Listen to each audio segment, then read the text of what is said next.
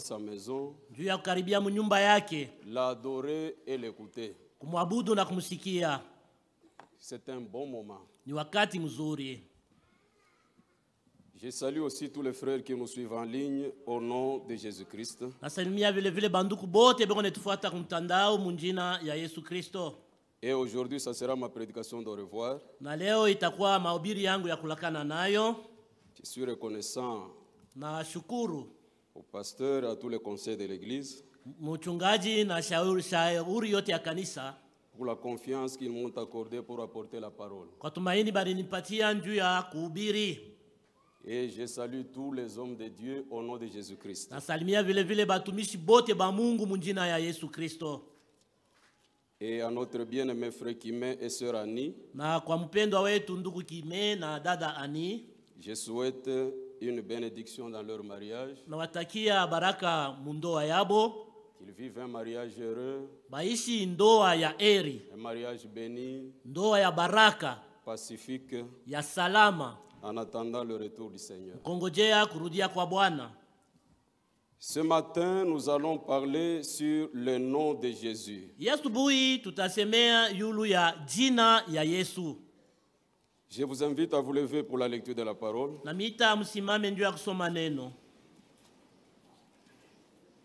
Matthieu chapitre 1, nous sommes au verset 18. Mathayo sura ya kwanza shairi ya 18. Voici de quelle manière arriva la naissance de Jésus-Christ. Mtazame namna kani kuzaliwa kwa Yesu kulifika. Marie, sa mère, ayant été fiancée à Joseph, Mama yake Maria alikuwa mwenye kuchumbiwa kwa Yosefu, se trouvant enceinte par la vertu du Saint-Esprit, alijikuta kwa na mimba kupitia uwezo wa Roho Mtakatifu, avant qu'ils eussent habité ensemble. mbele bapata hata kuikala wala kuishi pamoja. Joseph, son époux, qui était un homme de bien Yosefu bwana yake mwenye alikuwa mtu mzuri et qui ne voulait pas la diffamer, na kupenda kumpatisha haya, se proposa de rompre secrètement avec elle. akabeba mpango kuvunja kwa siri ile muungano yabo.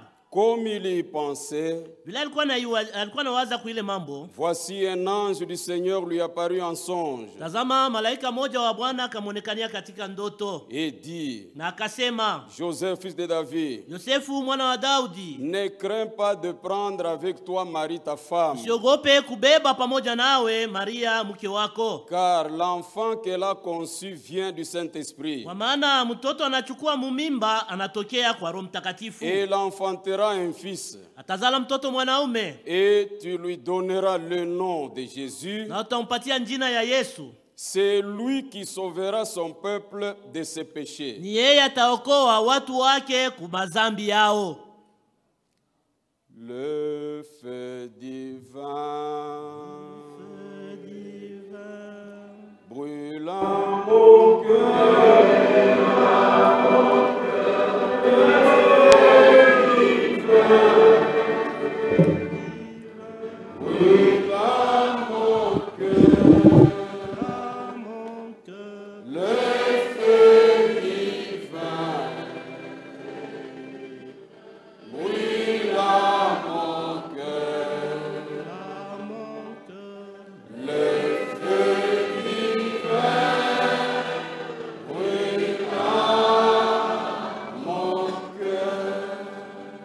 Seigneur Dieu Tout-Puissant, Bwana Mungu mwenyenzi, du fond du cœur, nous te disons merci. na moyo wote tunasema asante kwako. Bénis ta parole, Bariki neno lako, bénis chaque âme, bariki kila nafsi, et que ton Esprit Saint na Roho yako Mtakatifu soit avec nous pour nous conduire dans toute la vérité. uwe nasi njoo kutuongoza katika kweli yote. Que par la parole de Dieu, Kupitia neno la Mungu les malades soient guéris. wagonjwa wapate kupona. Par ta parole, Kwa neno lako les faibles soient fortifiés. wadhaifu wakankamishwe, Que les pécheurs soient sauvés. watenda dhambi waokolewe. Seigneur Dieu, Bwana Mungu, nous avons foi tuko na imani que par ta parole, kusema kupitia neno lako nous aurons des solutions à tous nos tutapata problèmes. majibu ku mambo yetu yote. Commence avec nous comme alpha Waanze nasi sawa alfa et termine avec nous comme oméga. na umalize amalize nasi sawa omega. Nous le demandons par la foi Tunaiomba kwa imani dans le nom merveilleux munjina ya ajabu de notre Seigneur et Sauveur Jésus-Christ. jina ya Mwokozi na Bwana wetu Yesu Kristo. Amen.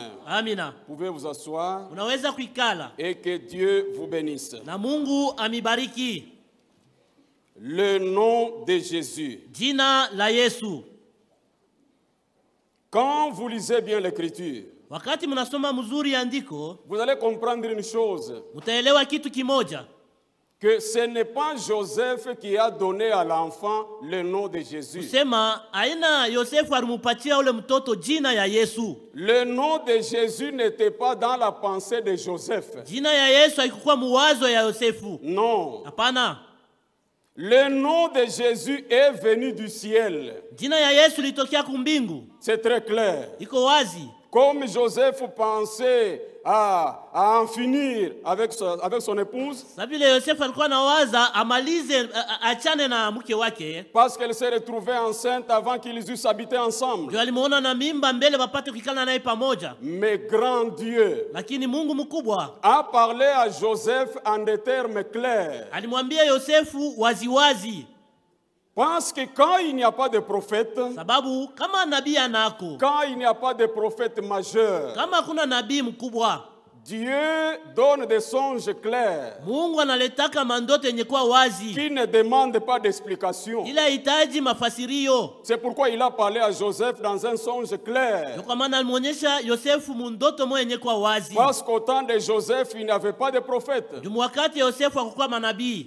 Mais quand il y a un prophète, Sasa wakati kuna kuwa nabii, Dieu donne des songes difficiles. Mungu analeta mandoto ya nguvu. Vous l'amènerez au prophète Utaipeleka kwa nabii. et Dieu en donnera Na l'interprétation. Mungu ataleta matafsiri. Mais l'ange a parlé à Joseph Lakini malaika alisema na aliambia Yosefu en des termes clairs. mumisemo yenye kwa wazi.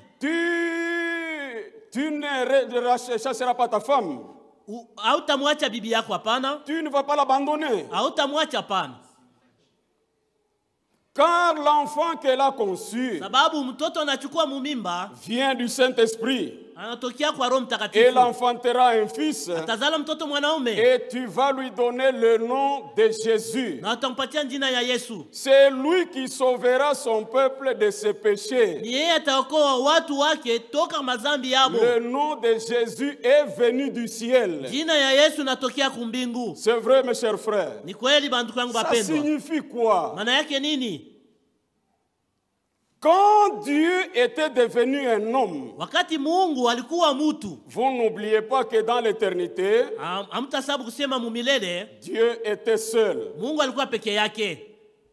La terre était sans forme.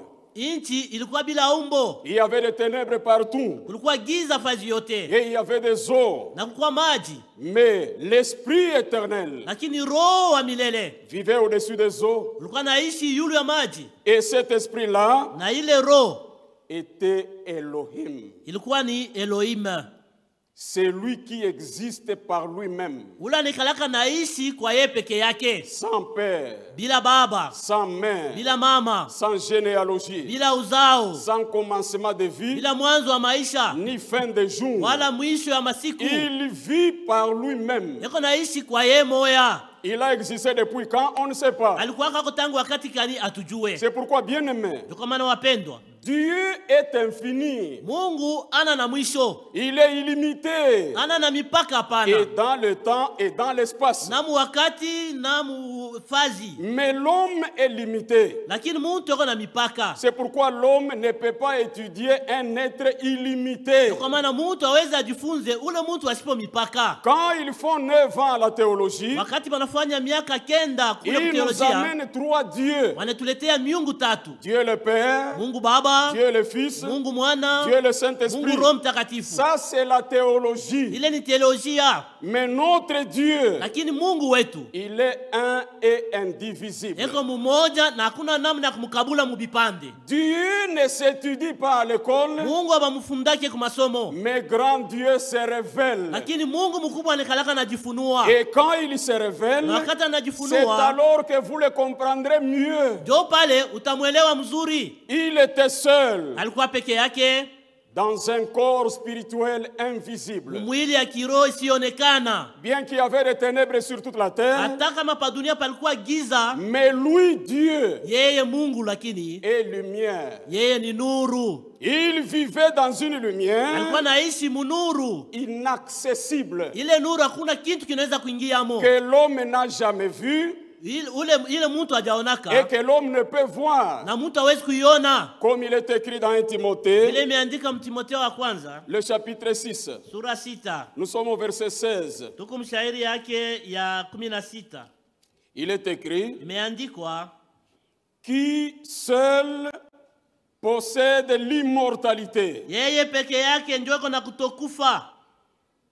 qui habite une lumière inaccessible, Iko na kaa mwangaza mula mwezi kuingia kitu. que nul homme n'a vu, Wala mtu hajaonaka ni ne peut voir, na hawezi kuiona. à qui appartiennent l'honneur Kwake ndio kuko heshima et la puissance éternelle. na uwezo wa milele. Amen. Amina. C'est ça l'écriture. Ndio andiko. Elohim était seul, Elohim alikuwa yeye peke mais yake, il avait des attributs en lui. lakini alikuwa na matabia wala makazi ndani yake. Il avait l'attribut de sauveur, Alikuwa na kazi ya Mwokozi, il avait l'attribut de père, alikuwa na kazi ya baba, de fils, ya mwana, il avait l'attribut du Saint-Esprit, alikuwa na kazi ya Roho Mtakatifu, il avait l'attribut de médecin, alikuwa na kazi ya munganga, il avait l'attribut de créateur. alikuwa na kazi ya muumbaji. Maintenant, pour créer, Sasa pakuumba, Elohim Elohim devait quitter le corps spirituel invisible alipasha atoke mumwili ya kiroho isiyoonekana pour entrer dans un corps spirituel visible, ndio ingie mumwili ya kiroho ya kuonekana, un corps parole,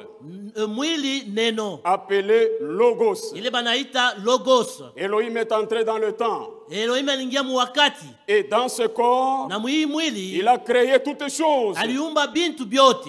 Mais cet Elohim ici Sasa huyu Elohim avait en lui l'attribut de sauveur. ndani yake mlikuwa kazi ya uokozi. Il ne pouvait pas sauver Hakuweza kuokoa s'il n'y avait pas quelque chose qui était perdu. kama kukua kintu kya kupotea. C'est pourquoi lui-même Kwa maana yeye mwenyewe devait maintenant prendre un corps de chair et de alipasha sang, avale mwili wa mnofu na damu, devenir un homme akuwe mutu comme vous et moi. sawa mweye na mimi. Et Elohim, en devenant un homme, Na Elohim wakati anakuwa mutu il n'a pas pris le nom de Georges, akubeba njina ya George, il n'a pas pris le nom de Benoît, akubeba njina ya Benoit, il a pris le nom de Jésus. alibeba njina ya Yesu. C'est le nom humain de Dieu. Ni jina ya kimuntu ya C'est Mungu. vrai. Ndio Dieu est devenu un homme. Mungu aligeuka kuwa mutu. Oh bien-aimé, est-ce que Dieu est devenu un homme? Mapendwa, Mungu anakuwa mutu. Oui, Dieu est devenu un homme. Ndio Mungu anakuwa mutu. Il est écrit dans 1 Timothée, Imeandikwa Timotheo wa kwanza le chapitre 3. sura ya 3, Nous sommes au verset 16. shairi yake ya 16. Si je lis dans Darby, Kama mimi nasoma Mdarbi, et sans contredit, le mystère de la piété est grand. na bila bubishi, siri ya utawa iko mkubwa. Dieu, Mungu, en majuscule, Mungu mkubwa a été manifesté en chair, alionekana mumwili, a été justifié en esprit, alihesabiwa haki katika roho, a été vu des anges, alionekana kwa malaika, a été prêché parmi les nations, alihubiriwa katikati ya mataifa, a été cru au monde, aliaminiwa kudunia, a été élevé dans la gloire. alinyanyuliwa mutukufu. Qui était-il? Alikuwa ni nani? Jésus de Nazareth. Yesu wa Nazareti. C'est Dieu qui a été manifesté en chair. Ni Mungu alionekana mumwili. Dieu n'a pas pris la chair dans le corps de Branham. Mungu akubeba mwili mumwili, akubeba kufanya mwili yake ndani ya Branham, hapana. Non, c'est faux. Ni bya bongo. Branham n'est pas Dieu. Branham ana Mungu. Et Branham ne sera jamais Dieu. Na Branham hata kuwaka Mungu hata mara moja. Branham, c'est notre frère. Branham ni ndugu yetu. Mais nous le respectons Lakini tukuna en mheshimia tant que prophète majeur de l'âge de la Odyssée. nabii mkubwa wa nyakati ya Laodikia. Mais quant à l'adorer, Lakini kwa kumwabudu, non. hapana. Le Dieu adorable, c'est Jésus-Christ. Mungu wa kuabudu ni Yesu Kristo. C'est vrai, mes chers frères. Vya kweli bandugu C'est bapendwa. pourquoi quelqu'un qui adore Kwa Branham, maana mtu yako naabudu Branham c'est un idolâtre ni mwabudu et sanamu c'est un blasphémateur. na ni mtu yako na kufuru. L'homme a élevé Mtu akunyanyua juu dans notre prédication, mahubiri yetu c'est Jésus-Christ. ni Yesu Kristo. Dans nos chansons, Mimbo yetu c'est Jésus-Christ. ni Yesu Kristo. Frère, ne chantez pas les noms des hommes dans les chansons. Huku mushiimbe mumimbo manjina ya bantu. Comme on voit des églises des hommes Tukunaona makanisa ya bantu qui sont en train de glorifier leur beko pasteur natukuza mchungaji wabo dans les chansons. mumimbo. C'est une erreur. Ni nkosa. Glorifions Jésus. Tumutukuze Yesu. Parce que lui-même a dit, Juye moya alisema quand le consolateur, wakati mfariji l'esprit de vérité, roho wa kweli viendra, atakuya il me glorifiera. atanitukuza. Un homme qui a le Saint-Esprit Mtu yako na Roho ne Mtakatifu glorifie jamais un homme. hawezi hata mara moja kutukuza Il mtu. glorifie Jésus-Christ. Yako na mtukuza Yesu Kristo. C'est vrai. Ya kweli. Quand Dieu est devenu un homme, Wakati Mungu anakuwa mtu, il a pris le nom de Jésus. alibeba jina ya Yesu. C'est très clair. Iko wazi kabisa. Pourquoi Dieu a pris le nom de Jésus Juu ya nini Mungu alibeba jina ya Yesu? lorsqu'il est devenu un homme? Wakati aligeuka kuwa mtu. Pourquoi il a pris le nom de Juu Jésus? ya nini alibeba jina ya Yesu? La Bible va nous répondre. Biblia yetujibu. Philippiens, Wa Filipi nous sommes au chapitre 2, sura yake ya pili, le verset 5. shairi yake ya 5.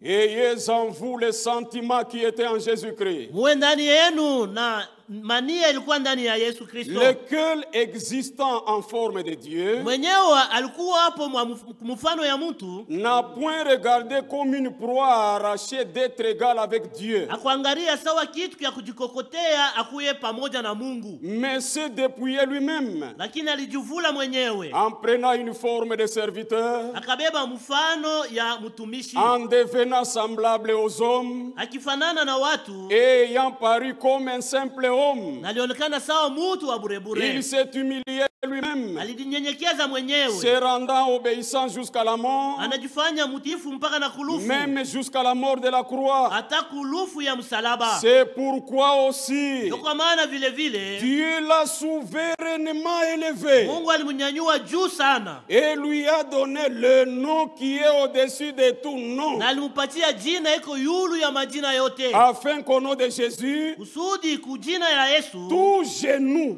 goti yote fléchisse ivunjwe dans les cieux, mumbingu, sur la terre pa dunia et sous la na terre, chini ya udongo, et que toute langue na confesse que Jésus-Christ ikiri kusema Yesu Kristo est Seigneur, ni à la Bwana gloire de Dieu le wa Père. utukufu ya Mungu Baba. Dieu a pris le nom de Jésus Mungu alibeba jina ya Yesu, parce que le nom de Jésus, jina ya selon Yesu la Bible, kufuatana na Biblia c'est le nom qui est au-dessus de tout nom. ndio jina iko yulu ya majina yote. Tout nom que vous pouvez avoir dans la pensée, Jina yote unachukua nayo mawazo yako, quel qu'il soit, hata ni aje, il est en dessous du nom de Jésus. iko chini ya jina ya Yesu. Parce que ce nom ici, Juu hii jina la Bible dit, Biblia inasema dans les cieux, mumbingu tout genou au nom de Jésus, goti yote munjina ya Yesu, même sur la terre. hata pa dunia. C'est pourquoi, bien aimé frère, Ndio kwa maana bandugu quand tu wapendwa, veux t'agenouiller, wakati unataka kutwanga magoti, agenouille-toi au nom de Jésus. twanga magoti munjina ya Yesu. C'est pourquoi Ndio kwa maana toute adoration, kuabudu kote, tout culte ibada yote qui n'est pas dédié au nom de Jésus, yenyewe itolewe munjina ya Yesu, c'est un culte sacrifié aux ni idoles. ibada ya masanamu. Nous connaissons ce que nous adorons. Seye tunajua kile tukunaabudu, Et nous connaissons même le nom de notre Dieu. na tunajua hata jina ya Mungu wetu. Un fils normal qui a la tête, Mtoto wa kweli connaît le nom de son papa. anayua jina ya baba yake. De même nous, Vile vile sisi, Jésus c'est notre Père. Yesu ni baba yetu. Et nous connaissons le nom de notre Dieu. Na tunajua jina ya Mungu wetu. C'est vrai. Ya kweli. C'est pourquoi Ndio kwa maana Jéhovah, Yehova, Elohim, Elohim, a trouvé bon de prendre ce nom de Jésus. aliona mzuri kubeba jina ya Parce Yesu. que c'est un nom qui est au-dessus de tout nom. Juu ni jina iko juu ya majina yote. Pas seulement dans ce siècle. Hapana paka mwi wakati. Même dans le siècle à venir. Hata wakati itakuya. Il est écrit Imeandikwa dans Éphésiens mwa Efeso au chapitre 1, sura ya kwanza le verset 19. shairi ya 19. Et quel est envers nous qui croyons Na iko kwetu sisi tunaamini l'infinie grandeur de sa puissance, ile uwezo ya nguvu kabisa ya se manifestant avec efficacité, inaonekana na nguvu yote et la vertu de sa force, na uwema wa nguvu wake il l'a déployé en Christ. aliifungula ndani ya Kristo. Bien-aimés, Wapendwa, tout ce que Jéhovah était, kile Yehova alikuwaka kyote tout a été déployé en Christ, alikiingiza ndani ya Kristo, en le ressuscitant des morts mkumufufua toka wafu et en le faisant asseoir à sa droite na mkumuikarisha kukuume kwake dans les lieux célestes, pali pa mbingu, au-dessus de toute domination, juu ya utawala yote, de toute autorité, yule ya mamlaka de yote, toute puissance, yule ya uwezo de yote, toute dignité yule ya heshima et yote, de tout nom qui se peut nommer, na yule ya jina yote naweza kuitwa, non seulement dans le siècle présent, hapana paka mwi wakati ya sasa, mais encore dans le siècle à vile vile venir. na mwakati kunakuja. Ce nom, Ile jina c'est un nom merveilleux. ni jina ya ajabu. Il n'est pas seulement au-dessus de tout nom aujourd'hui, Haina paka yulu ya No. majina yote leo, hapana. même dans le siècle à venir, Hata wakati itakuya, il reste au-dessus de tout nom. inabakia yulu ya majina yote.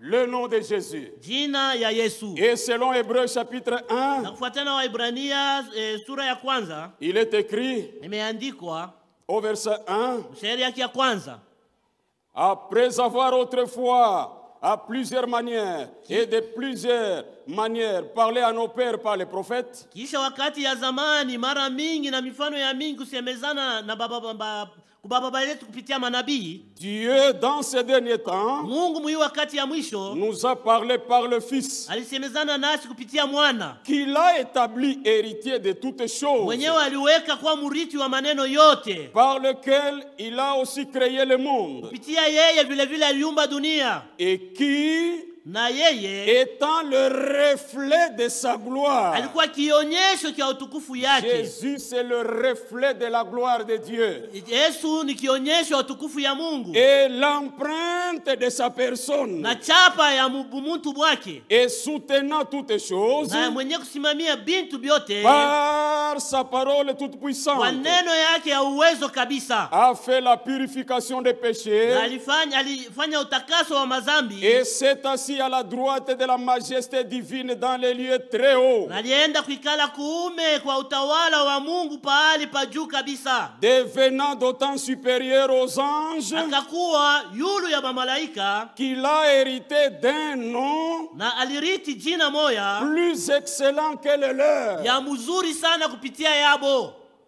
le nom de Jésus, jina ya Yesu, plus excellent que le nom des anges. ya mzuri kushindia majina ya mamalaika. Le nom de Gabriel est inférieur, Jina ya Gabrieli ni ya chini, mais le nom de Jésus lakini jina ya est Yesu plus excellent que le nom des anges. ni ya mzuri sana kupita majina ya mamalaika. Bien-aimés, Bapendwa, c'est une grâce de connaître ce que Jésus est. ni neema kutambua kile Yesu eko. Pourquoi ce nom est au-dessus de tout nom? Juu ya nini hii jina iko yule ya majina yote? Pourquoi il est plus excellent que le nom des anges? Juu ya nini kwa mzuri sana kupitia majina ya mamalaika? Parce que dans le nom de Jésus, Juu ndani ya jina ya selon Yesu, les Saintes Écritures, kufuatana maandiko takatifu, l'humanité tout entière reçoit le salut et la vie éternelle. bantu bote mudunia banapokea wokovu ya milele. C'est vrai. Ndiyo. Il est écrit dans Actes, Imeandikwa Matendo ya Mitume au chapitre 4. sura yake ya 4, Nous sommes au verset 11. huko shairi yake ya 11. Il est écrit, imeandikwa, Jésus Yesu est la pierre rejetée par vous qui bâtissez, ni ile jiwe lilitupwa kwa ninyi wenye kujenga, et qui est devenue la principale de l'angle. na inakuwa jiwe kubwa kabisa ya pembeni. Il n'y a de salut en aucun autre. Hakuna wokovu mujina ingine. Amen. Amina. Il n'y a de salut en aucun autre. Hakuna wokovu mujina ingine. Car il n'y a sous le ciel aucun autre nom qui ait été donné parmi les hommes, Kwa maana hakuna chini ya mbingu jina ingine ilipewa katikati ya watu par lequel nous devrions être sauvés. kupitia ile jina tunapasha kuokolewa. C'est vrai, mes chers frères. Ibya kweli bandugu bapendwa. Jésus est la pierre rejetée par les bâtisseurs Yesu ni jiwe lilitupwa na bajengaji. et qui est devenue la principale de Sasa l'angle. inakuwa jiwe kubwa ya pembeni. Et il n'y a de salut en aucun Na autre. hakuna wokovu mujina ingine. Bien-aimés, Wandugu wapendwa. pécheurs, Ba- reconnais que le salut de l'humanité se trouve dans le nom de Jésus. Utambua kusema jina ya ulimwengu wote ndani ya Yesu. Wewe mtenda zambi, Toi pécheur, yua ya kama wokovu sache que le salut unapatikana ndani ya jina la Yesu Kristo. se trouve dans le nom de Jésus. C'est vrai. Ibya kweli. C'est pourquoi dans le nom de quiconque il n'y a pas de salut. Ndio kwa maana munjina ya yoyote hamuna wokovu. Mais l'humanité tout entière, Lakini bantu bote mdunia, quiconque a besoin du salut, yeyote anahitaji wokovu, il doit savoir que anapasha kujua kusema Jésus, Yesu c'est le nom du salut qui a été donné à l'humanité. ndio njina ya wokovu ilipewa kubantu. C'est vrai. Ni bya kweli. Vous savez, Jésus lui-même, c'est le salut. Sema Yesu mwenyewe ndio wokovu. Je vous dis la vérité, frère. Niambia kweli wanduku. Voyez quand il est né, Muone wakati alizaliwa. dans Luc au chapitre 2, Muluka sura ya pili. quand vous commencez au verset 25, Mwanzia unaanzia mu shairi ya 25. quand il est né, Wakati alizaliwa, on l'a amené au temple. balimpeleka kwa hekalu. Mais l'homme de Dieu, Simeon, Lakini mtumishi wa Mungu Simeoni il était averti par le Saint-Esprit alikalamushwa na Roho Mtakatifu qu'il ne mourrait pas sans voir le Messie. kusema hata kufa bila kumuona Mesia, Et il gardait ça. na alikuwa anachunga ile kitu. Mais ce jour-là, quand on a amené l'enfant au temple, Sasa ile siku wakati balileta mtoto kule hekalu, la Bible dit qu'il a été poussé par l'Esprit Biblia inasema alisukumwa na Roho d'aller au temple. kwenda kwa hekalu. Peut-être il y avait beaucoup de bébés à consacrer ce jour-là. Mara nyingine kulikuwa batoto bachanga ba mingi bakuombea ile siku. Simeon a pris le premier, Simeoni alibeba wa kwanza, il a prié anaomba et il a consacré. na anamtoa kwa Il a Mungu. pris le second, Anabeba wa pili, peut-être le troisième, mara nyingine wa tatu, peut-être le quatrième. mara nyingine wa nne. Mais quand il prend l'enfant Jésus dans ses mains, Sasa wakati alibeba mtoto Yesu mikono yake, la prière de Simeon a changé. maombi ya Simeoni iligeuka. Après avoir prié, Kisha kuomba, à la fin de sa prière, mwisho ya maombi yake, Simeon dira, Simeoni akasema, maintenant Seigneur, hapa sasa Bwana, laisse ton serviteur s'en aller en paix, acha mtumishi wako ende msalama, car mes yeux sababu macho yangu ont vu ton salut. inaona wokovu wako. Jésus, c'est le salut. Yesu ni wokovu. C'est vrai, mes chers frères, Ibya kweli banduku que le wapendwa, monde accepte, dunia que le ichike, monde refuse. dunia ikatale, Jésus, c'est le salut lui-même. Yesu ndio wokovu yenyewe. C'est vrai. Ni bya C'est kweli. pourquoi bien-aimé qui vit dans le péché, Kwa maana mpendwa mwenye kuishi mzambi, sache qu'il y a encore le temps. ujua sema wakati ingali kiko. Aujourd'hui, c'est le jour de grâce. Leo ni siku ya neema. Jésus, c'est le salut. Yesu ni Et wokovu, lui-même, c'est la vie éternelle. na yeye moya ndio uzima wa milele. Comme il est écrit Vile imeandikwa dans 1 Jean, Yohane wa kwanza nous sommes au chapitre 5, musura yake ya 5 à partir du verset 19. kuanzia shairi ya 19.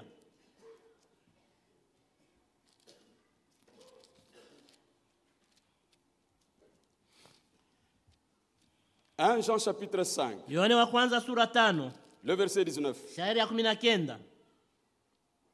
Nous savons que nous sommes de Dieu. Tunajua kusema tuko ba Mungu. Jean écrit avec assurance. Yohane kunaandika na hakikisho. Il dit, nous savons que nous sommes de Dieu. Anasema tunajua kusema tuko wa Mungu.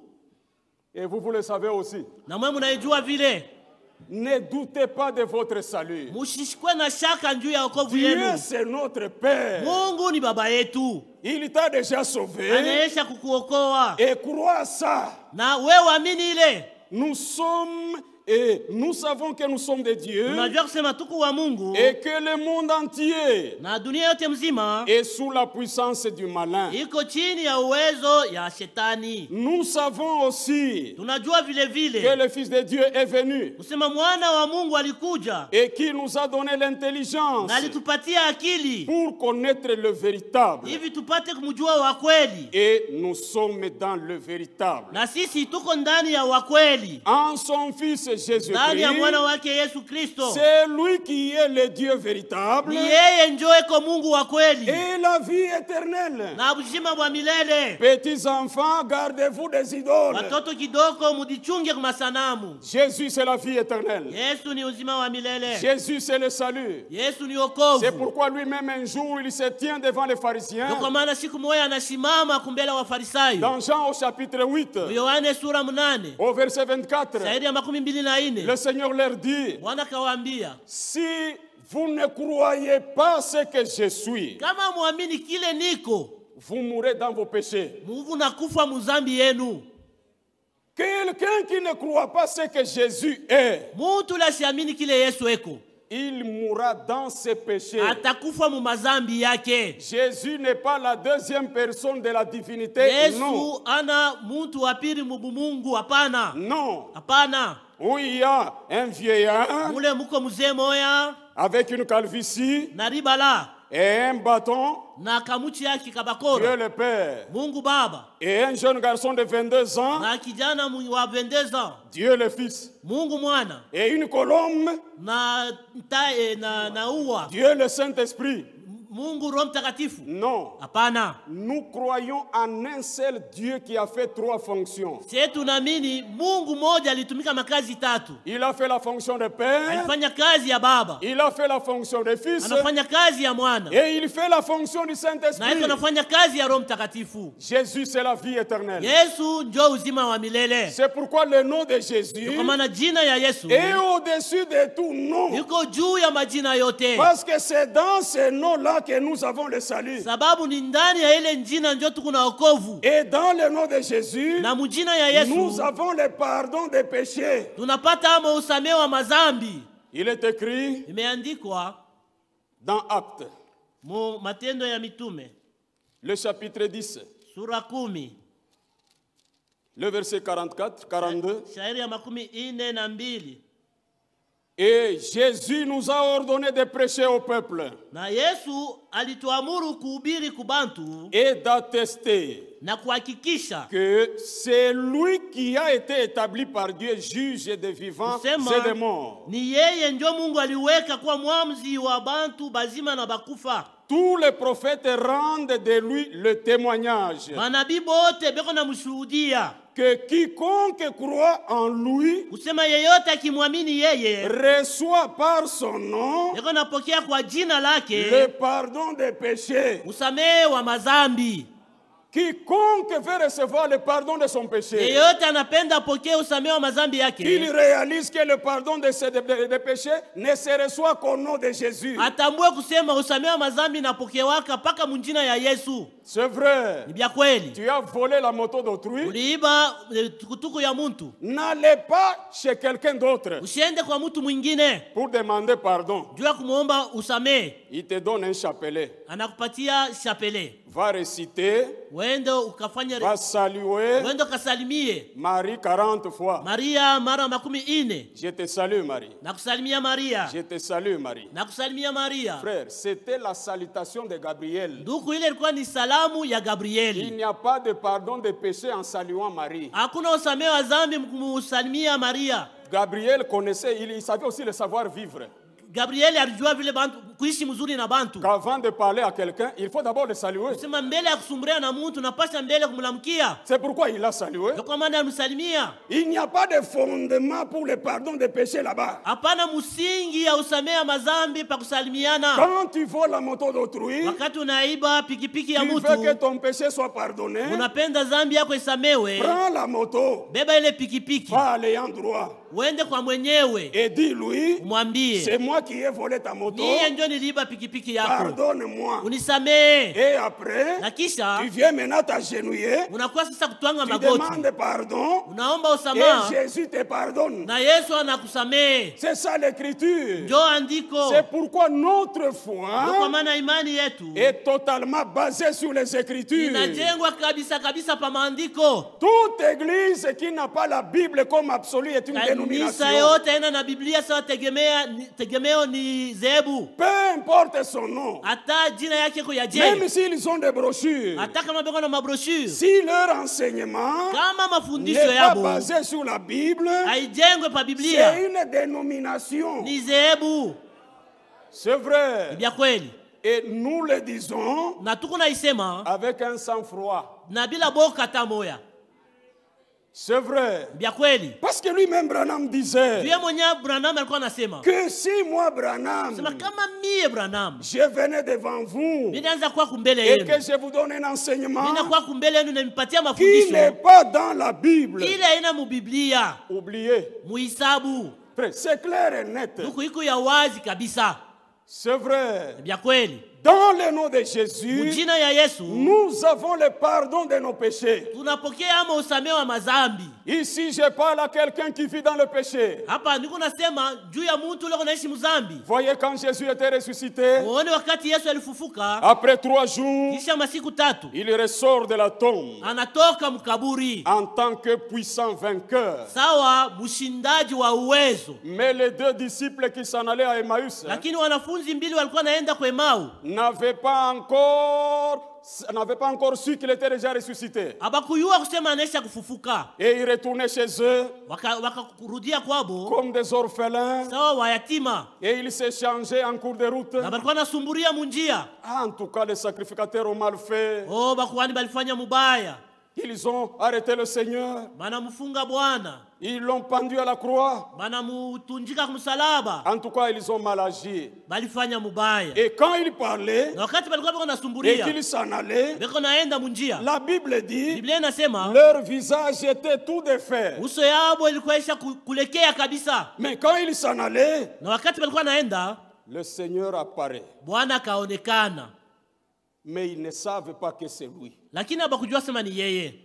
Il leur demande, Akabauliza, mais mes amis, barafiki, comment vous entretenez-vous namna kani Mungu nasumburia avec des visages tout défaits? na mauso ya kuvunjika hivi? Qu'est-ce qu'il y a? Ni nini? Cléopas dit, Kleopa akamwambia, messieurs, Bwana, est-ce que tu es le seul qui séjourne ici à Jérusalem huku tu mtu pekee ule anekala mu Yerusalema et qui ne connaît pas ce qui est arrivé durant ces jours? na asijue ile mambo yanafika mwima siku? Le Seigneur dit quoi? Bwana akamwambia nini? Mais au sujet de ce qui est arrivé à Jésus, Si mambo alimfikiria Yesu, un prophète nabii puissant wa uwezo en parole mu masemo et en œuvre. na mubitendo, Mais les principaux sacrificateurs lakini bakuhani bakubwa se sont saisis de lui. bakamubamba, Ils l'ont pendu à la croix. banamtunjika Et kumsalaba. ça fait 3 jours depuis qu'il est mort. Sasa kuna kama siku 3 tangu alikufa. Oh, manque de révélation. Kukosa ufunuo. Il est mort Alikufa alors qu'il est vivant avec eux. wakati alikuwa mzima pamoja nabo. Jésus, Yesu, pour connaître que même ce matin il est ici, juu ya kujua kusema tai asubuhi yako hapa, il faut que Dieu vous ouvre les yeux. napasha Mungu akufungule macho. Jésus est ici. Yesu eko hapa. Je vous dis la vérité, mes chers frères. Naambia kweli bandu kwangu wapendwa. Mais le Seigneur dit, comment ça? Lakini Bwana anasema, je, Homme dont le cœur est là à croire ce qu'on dit les prophètes. bantu ba mioyo mzito njoo kusikia bila nabii Il ne wanasema. fallait pas que le Christ souffrit. Haikufai Kristo akufe. Et il parlait avec eux. Alikuwa anasema nabo. Mais pendant qu'ils s'en allaient, Na wakati balikuwa beko naenda, leur cœur mioyo yabo brûlait au-dedans d'eux. ilikuwa iko na waka ndani yabo. Mais ils ne savaient pas ce que c'était. Lakini abakujua ni nini. Ils s'en allaient. Balikuwa beko naenda. Ils arrivent, ils disent, bon, nous sommes arrivés chez nous. Wanafika wanasema oshe tunafika kwetu. Jésus dit, ok, Yesu asema ndio. moi je m'en vais. Na mimi naenda. Ils disent, non, Bakasema pana. il y a à manger. Kuko chakula. Viens partager avec nous. Ukuye tukule pamoja na wewe. Comme Jésus ne refuse jamais à l'invitation. Sasa vile Yesu akatalaki kwa mtu anamuita. Peu peu importe la condition dans laquelle se trouve l'homme qui l'invite, Hata ula na mwite ko mualikani. Jésus répondra à l'invitation. Yesu atajibu kumwito wake. Si vous l'invitez en tant que pécheur, Kama unamuita sawa mtenda zambi, il vient et il vous donne le salut. anakuya na kupatia Vous wokovu. l'invitez en tant que malade, Unamuita sawa il mgonjwa, vient, il vous donne la guérison. anakuya na kupatia uponyaji. Même ce matin, Hata hii asubuhi, la situation dans laquelle vous êtes, hali ndani yake ukwamo, invoquez Jésus. muite Yesu Et il va répondre. naye atajibu. Il dit, ok, ça va. Anasema ndio, Partageons alors. tukule pamoja. Mais toi, prie. Lakini wewe omba. Il prie. Anaomba, Il rend grâce. anashukuru. Pendant qu'il rendait grâce, Wakati alikuwa anashukuru, la Bible dit, Biblia inasema leurs yeux s'ouvrirent. macho yao ikafunguka, Ils le reconnurent. bakamtambua, Ils disent, oh, c'était lui. bakasema alikuwa ni yeye. Maintenant, allons témoigner aux frères Sasa twende que tukashuhudia le Seigneur est kwa réellement banduku ressuscité. kusema Bwana bya kweli anafufuka. Et quand ils arrivent, ils trouvent les frères Na wakati banafika banamkuta dans la ndugu maison, munyumba, les portes et les fenêtres fermées. milango na madirisha ya kufunga, Lui-même entre. ye moyo anaingia, Il dit, anasema c'est pourquoi il est écrit ndio kwa maana imeandikwa que la repentance kusema usamehe wa et mazambi, le pardon des péchés usamehe wa mazambi, serait prêché à toutes les nations kutubu na kusamehe kwa mazambi kutahubiriwa kwa mataifa en yote son nom, mujina lake, à commencer par Jérusalem. kwa kuanzia mpaka Yerusalema. Le pardon des péchés se trouve au nom de Jésus-Christ. Msamaha wa dhambi iko mujina ya Yesu Kristo. Toi qui vis dans l'adultère, Wewe unaishi mbusharati, toi qui vis dans les wewe aventures, unaishi mumichezo, parce que je suis jeune, juu niko kijana, je dois faire la vie. ninaweza kufanya maisha. Tu es en erreur. Umu mkosa Jeune homme, kijana, réjouis-toi furahi dans ta jeunesse. mubujana bwako, Livre ton cœur à la joie. toa moyo wako kufuraha, Marche selon les regards de tes yeux utembee kufuatana na macho yako et selon les voies de ton na cœur. kufuatana manjia ya moyo wako. Mais Lakini sache que pour tout cela, ujue sema kubyote bile grand Dieu t'appellera en Mungu jugement. mkubwa atakuita kuhukumu. C'est vrai. Ni vya kweli. Oh, j'ai fait la vie. Oh, niko naishi. Ce que les hommes appellent vie, c'est quoi? Kile bantu bako naita sema bujima ni nini? Wala maisha ni nini? C'est l'adultère, Ni busharati, la boisson, kunywa mpombe, les plaisirs du monde. anasa ya dunia. Et ils disent, tu vois ce papa-là, Na beko nasema unaona wale baba yao bole. attention avec lui, Hapana kucheza naye, il a fait la vie. alifanya maisha. C'est faux. Ni vya bongo. Il a fait la mort. Alifanya ni lufu. La vie, c'est Jésus-Christ. Bujima ni Yesu Kristo. Parce qu'il a dit, Ndio alisema, je suis le chemin, niko njia, la vie uzima et la vérité. na kweli. Jésus, c'est la vie. Yesu ni uzima. C'est pourquoi, pécheur, Ndio kwa maana mtenda dhambi, toi qui m'écoutes de près ou de loin, wewe unanisikia hapa, unanisikilia mbali, ce matin, hii asubuhi je te parle au nom de Jésus. tunasemezana na wewe munjina ya Toi qui Yesu. vis dans le péché, Wewe unaishi muzambi, dans l'impudicité, dans muusharati, l'adultère, muuzini, dans la boisson, mubulevi, dans le mensonge, mubongo, dans la prostitution, mubusharati, reconnais que tu n'as pas la vie. utambue kusema hauna na uzima pana. Il est écrit Imeandikwa dans 1 Corinthiens, Wakorinto wa kwanza nous sommes au chapitre 6, sura ya 6 le verset 9. shairi ya 9. Ne savez-vous pas que les injustes n'hériteront point le royaume de Dieu? Hamjue kusema wazalimu hawatariti ufalme wa Mungu? Ne vous y trompez pas. Msijidanganye. Ni les impudiques. Wala washarati, Les impudiques. wala washarati, Des hommes qui ne sont pas mariés. bantu bale abaowe, Des jeunes qui ne sont pas mariés. biana bila abina mundoa, Et qui font des relations intimes avec les hommes et yeko avec les femmes. nafanya kupatana na banamuke, banaume na banamuke, Ce sont des impudiques. ni washarati. Et Dieu Na Mungu jugera les adultères et les impudiques. atahukumu wazini na washarati. C'est vrai. Ni vya kweli. Comme il est écrit dans Hébreux chapitre Ile 13, imeandikwa Mwebrania sura ya 13, le verset 4, shairi yake ya 4. que le mariage soit honoré de tous Sema ndoa iheshimiwe na bote. et le lit conjugal exempt de souillure. Na kitanda kia ndoa kisiwe na buchafu. Car Dieu Kwa maana Mungu jugera les adultères atahukumu wazini et les impudiques. na washarati. C'est un dossier grave. Ile ni dossier ya nguvu.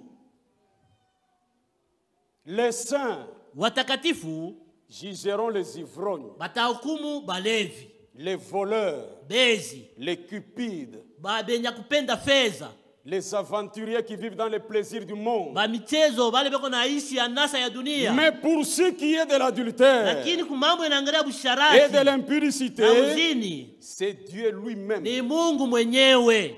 Il va te rencontrer en tant que juge Atapatana na wewe yesa mwamzi et tu lui payeras cher. na utamuripa mubaya kabisa. Et la Bible dit, Na Biblia inasema il jugera aussi les actions secrètes des hommes. atahukumu vile vile bitendo vya siri vya bantu. Il y a des choses qui se font en secret. Uko bintu biko nafanyika musiri. Quand on se regarde ici, Wakati unaangaliana hapa, tout le monde semble saint. bantu wote wanaonekana kuwa batakatifu. Mais on ne sait pas ce qui se font en secret. Lakini hatujue ni bintu gani biko nafanyika musiri. Mais grand Dieu Lakini Mungu mkubwa connaît le cœur de chacun. anajua moyo wa kila mtu. Bien-aimé, Bapendwa, c'est bien de rencontrer Jésus en tant que sauveur. ni mzuri kupatana na Yesu sawa mwokozi. Mais c'est dangereux de le rencontrer en tant que juge. Lakini ni hatari kupatana naye sawa mwamzi. Les impudiques, Washarati, ni les idolâtres, wala waabudu sanamu, ni les adultères, wala wazini, ni les efféminés. wala wakike, Les efféminés, ni les infâmes. wala wenye kufanya buchafu.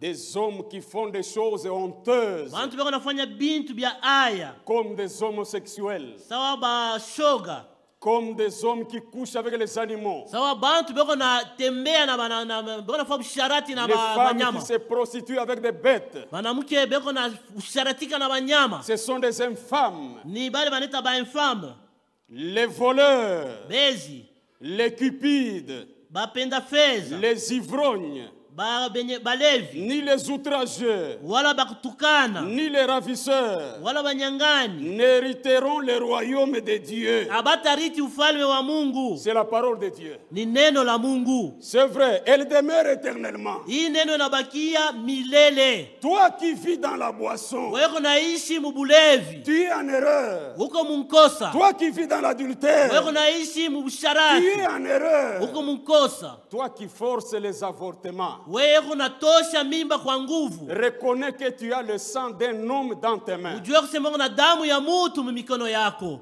2 avortements forcés, Kutosha mimba kwa nguvu, 3 avortements. kutosha mara 2 mara 3. Tu as le sang de 3 personnes dans Uko tes na mains. damu ya bantu 3 mumikono yako. Et toi la fille, Na we binti, et le garçon, na mwanaume, et l'infirmier qui vous a donné les pilules, na ule munganga alikupatia madawa, vous tous 3, mwobote 3. vous avez le sang d'un homme dans vos mains. Uko na damu ya mutu mikono yenu. Et reconnaissez ceci, Na mutambue hivi, dans le sang d'un homme, mudamu ya mutu il y a une voix qui parle. muko sauti kunasema. Reconnaissez quand Caïn avait tué Abel, Muone wakati Kaina aliua Abeli, grand Dieu est venu. Mungu mkubwa alikuya, Il a posé la question à Caïn, alimuuliza Kaina, où est ton frère? ndugu yako yuko wapi?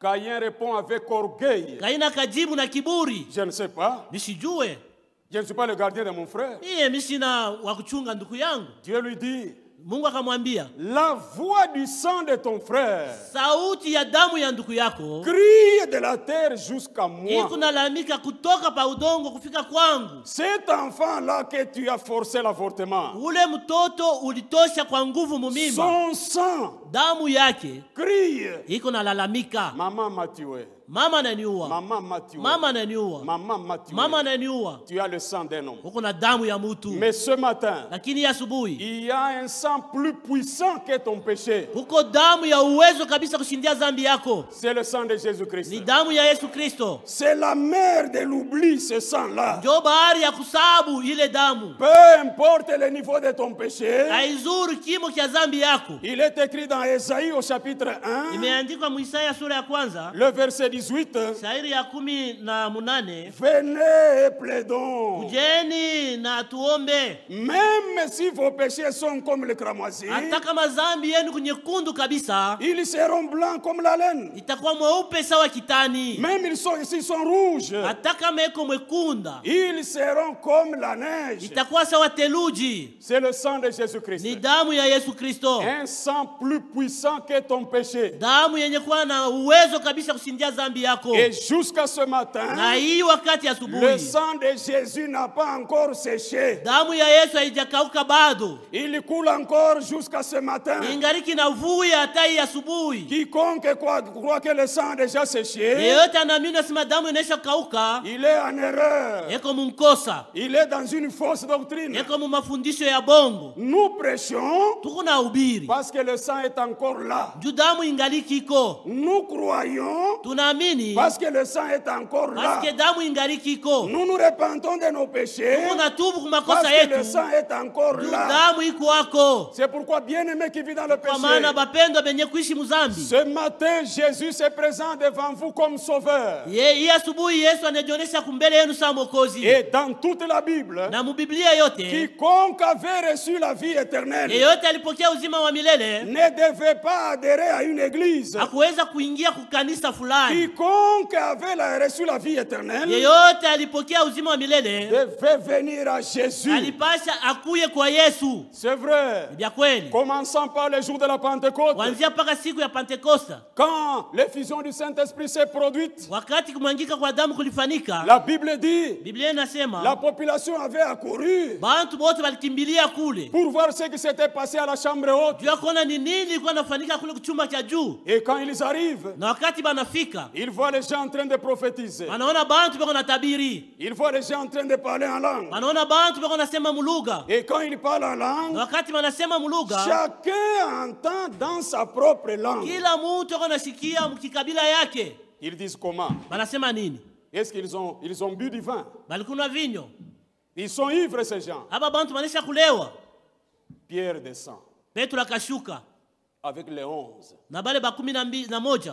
Il dit au public, Anaambia watu, ces gens que vous voyez aba bantu muko naona ne sont pas ivres. abalewa hapana. Mais ce que vous voyez, Lakini kile munaona c'est l'accomplissement de ce que Joël avait dit. ni kutimizwa kwa kile Yoeli alisema. Et Pierre descend. Na Petro akashuka Il présente le Sauveur au public. akabaonyesha bale bantu Mwokozi. Comme je peux lire dans Actes chapitre 2, le verset 36. Vile meneza kuisoma mu Matendo sura 2 shairi yake 36. Que toute la maison d'Israël Nyumba yote ya Israeli sache donc avec certitude ipate kujua basi na hakikisho que Dieu kusema Mungu a fait Seigneur et Christ ce Jésus que vous avez crucifié. anamufanya Bwana na Kristo huyu Yesu mulisulubisha. Après avoir entendu ce discours, Kisha kushikia ile utuba, ils eurent le cœur vivement touché. mioyo yabo liguswa kabisa. La prédication de la parole a touché le cœur des pécheurs. Mahubiri ya neno ligusa mioyo ya batenda zambi. Comme toi, pécheur qui est dans cette salle ce Wewe matin, mtenda zambi mwenye kuwa mwichumba ya si asubuhi, tu es la semence de Dieu, kama uko mbeko ya la Mungu, prédication de la parole mahubiri ya neno doit toucher ton cœur. inapasha kugusa moyo wako. Et quand leurs cœurs ont été touchés, Wakati mioyo yabo liguswa, ils n'étaient pas restés calmes. abakunyamasha pana. Ils ont demandé à Pierre, Balimuuliza Petro, après avoir entendu ce discours, kisha kushikia hii mahubiri, ils eurent le cœur vivement mioyo touché. yabo liguswa kabisa. Et il dirent à Na Pierre bakaambia Petro et aux autres apôtres, na bamitume bengine, oh mes frères, bantu bandugu, que ferons-nous tutafanya nini pour être sauvés, kusudi tuokolewe, pour avoir la vie éternelle? kusudi tupate uzima wa milele? Que devons-nous faire? Tunapasha kufanya nini? Pierre n'a pas dit adhérer à notre église. Petro anakuambia sema muingie mkanisa yetu. Parce que sur la terre, Dupa dunia, aucune église ne sauve. hakuna kanisa hata moja kunaokoa. L'église catholique ne sauve pas. Kanisa Katolika ikalaki naokoa. L'église kimbangiste ne sauve Kanisa pas. ya Kimbangu haiokoake. Les témoins de Jéhovah ne sauvent Batémoins pas. de Jéhovah baokoake. Même le tabernacle chrétien Hata tabernacle chrétien ne sauve pas. haiokoake Le hapana. sauveur de l'humanité, c'est Jésus de Mwokozi wa Nazareth. mtu ni Yesu wa Nazareti. Quiconque trouve Jésus Yeyote anapatana na Yesu a trouvé la vie éternelle. anapata uzima wa C'est milele. pourquoi la Bible dit, Kwa maana Biblia inasema, Pierre leur dit, Petro akawaambia, repentez-vous mutubu et que chacun de vous na kila mmoja wenu soit baptisé au nom de Jésus-Christ abatizwe munjina ya Yesu pour Kristo le pardon de vos péchés juu ya usamehe wa mazambi zenu, et vous recevrez le don du na Saint-Esprit. mtapokea zawadi ya Roho Mtakatifu. Pécheur, Batenda zambi, repens-toi de tes péchés. utenda zambi, tubu kwa mazambi yako. Regrette d'avoir vécu en pécheur. Unungunike vile uliishi sawa mtenda zambi. Ce que Jésus a fait à la croix pour toi, Kile Yesu alikufanyishia kumsalaba, personne ne pouvait le faire. hakuna mtu anaweza kukifanya. Papa ne le pouvait pas. Baba yako hakuweza kuifanya pana. D'ailleurs, papa Tena baba yako ne mwenyewe peut pas t'aimer de l'amour dont Jésus t'a aimé. hawezi kukupenda na ile mapendo Yesu anakupenda nayo. Même les mères Hata ba mama qui ont toujours eu une grande affection wale avec leurs wanakalaka enfants. na mapendo mkubwa na batoto, Maman ne peut pas t'aimer mama hawezi kukupenda comme Jésus. sawa Yesu. Parce que l'amour de papa et maman Juu mapendo ya baba na ya mama prend fin à la mort.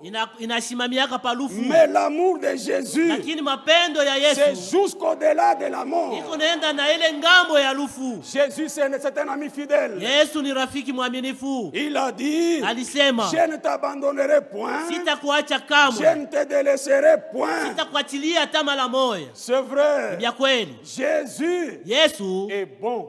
eko mwema. C'est pourquoi dans son nom, nous avons le salut. Ndio kwa maana munjina yake tunapata mwokovu Et nous avons le pardon de nos péchés. na tunapata usamehe wa mazambi zetu. Et la Bible dit, Na Biblia inasema Pierre a baptisé environ 3000 personnes ce Petro jour-là. alibatiza karibu bantu 3,000 ile siku. Tous s'étaient repentis Bote baritubu et baptisés par immersion na balibatizwa kwa kutumbukizwa mu maji au nom de Jésus-Christ. munjina ya Yesu Kristo. C'est le seul baptême biblique. Ndio batizo pekee ya Biblia. Personne n'a baptisé au nom du Père, du Fils et du Saint-Esprit. Hakuna mtu alibatiza mujina la Baba, la Mwana na la Roho Mtakatifu. Et aucune personne dans la Bible Na hakuna hata mtu mmoja mu Biblia n'a pas été baptisé en ce titre-là. ule alibatiziwa mu ile jina, ule Ce sont macheo. des titres, Ni macheo, ce ne sont pas des noms. haina manjina. Mais selon la Bible, Lakini kufuatana na Biblia nous croyons tunaamini que Père, kusema Baba, Fils, Mwana, Saint-Esprit, Roho Mtakatifu c'est le Seigneur Jésus-Christ. ni Bwana Yesu Kristo. C'est vrai. Vya kweli, Repentez-vous de vos péchés mutubu kwa mazambi yenu et que chacun de vous soit baptisé au nom de na Jésus-Christ. kila mmoja wenu abatizwe munjina ya Yesu Kristo. Voyez même ce qui est arrivé dans Actes chapitre 16. Muone hata ile ilifika Matendo sura ya 16 Quand on a arrêté Paul wakati balimubamba Paulo et Silas na Sila pour avoir chassé un démon de devin, juu balifukisha mpepo mchafu wa bufumu. une femme criait, Mwanamke mmoja alikuwa analalamika, oh, ces hommes ici vous annoncent la voix du Seigneur. aba bantu beko mitangaza njia ya Bwana. Il avait un esprit de devin. Alikuwa na roho mchafu ya bufumu, Il a fait cela pendant longtemps. alifanya muda mrefu, Mais Paul s'arrête. lakini Paulo akasimama Il menace l'esprit, akakemea ile mpepo, chasse l'esprit. akafukuza ile mpepo mchafu. La femme essaie de deviner, ça ne va plus. Mwanamke anapima tena afanye bufumu, kulakusha anashindwa. On dit qui a chassé cet esprit? Wanasema nani alifukisha ile mpepo mchafu? C'est Paul et Silas. Ni Paulo na Sila. On les arrête Bana babamba, dans la prison. banaweka Ils n'ont mkifungo. pas été arrêtés parce qu'ils ont commis adultère. Abakufungwa paske balifanya uzinifu. Souffrez comme un saint. Muteswe sawa batakatifu, Souffrez comme chrétiens. muteswe sawa bakristo, Ne souffrez pas comme des malfaiteurs. musiteswe sawa batenda mabaya. Mais quand ils étaient dans la prison, Sasa wakati walikuwa mkifungo, ils n'ont pas perdu l'espérance. abakupoteza tumaini. Peut-être Paul a dit à Silas. Mara nyingine Paulo aliambia Sila, Le Seigneur nous avait dit, Bwana alituambiaka, quand vous serez arrêtés à cause de mon nom, wakati mtafungwa kwa ajili ya jina langu, réjouissez-vous. mufurahiwe. Ils ont commencé à chanter. Bakaanza kuimba, Ils ont chanté. bakaimba. À minuit, Kufika saa ya minui, ils étaient 2, balikuwa bawili, mais le ciel lakini mbingu les a accompagnés. ilibashindikiza. Parce que notre Dieu Juu Mungu wetu n'est pas un Dieu de la quantité, ana Mungu mais wa il bantu est le Dieu de bamingi, sa parole. lakini ni Mungu wa neno C'est lake. pourquoi il a dit, Ndio kwa maana là alisema, où 2 ou 3 se réunissent à kazi mon nom, bawili batatu banakusanyika mjina yangu, je suis au milieu d'eux. niko katikati yabo. C'est pourquoi il les a accompagnés. Ndio kwa maana alibashindikiza, Et il y a eu un puissant événement qui s'est na produit. kulikuwa mambo moya ya nguvu La ilifika, terre a tremblé. bulongo Et bulitetemeka, les liens des prisonniers s'étaient déliés. na ile bifungo ya bufungwa ilifunguka. Le geôlier regarde. Bale bakuchunga kule kugereza bakangalia, Il dit comment les prisonniers se sont déjà enfouis. anaangalia bafungwa basho kimbia, Il prend l'épée pour se tuer. anabeba mpanga jiuwe. Mais Paul dit arrête, Lakini Paulo akasema acha, ne te fais pas de mal. usifanye kibaya, Nous sommes tous ici. si bote tuko hapo. Il vient.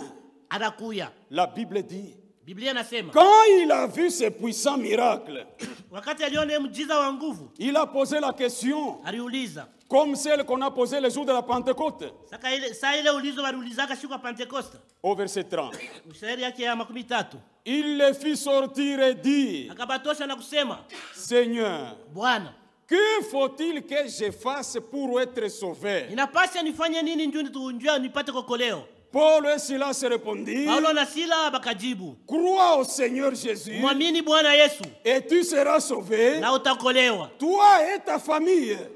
wewe na jamaa yako. Et ils lui annoncèrent la parole du Na Seigneur, bakamtangazia neno la Bwana, ainsi qu'à tous ceux qui étaient dans sa maison. na kwa bote walikuwa mnyumba yake, Et il les prit avec lui na akawabeba pamoja à cette même heure de la nuit. mwile saa moja usiku, Il lava leurs plaies akaosha bilonda byabo, et aussitôt na pale il fit baptiser akabatizwa, lui et tous les siens, akabatizwa yeye na bake bote, les ayant conduits dans son logement. akabaongoza mnyumba yake, Il leur servit à manger bakampatia chakula, et il se réjouit avec toute sa na famille bakafurahia na jamaa yote mzima. de ce qu'il avait cru en Dieu. Kwa hivi baliamini Mungu.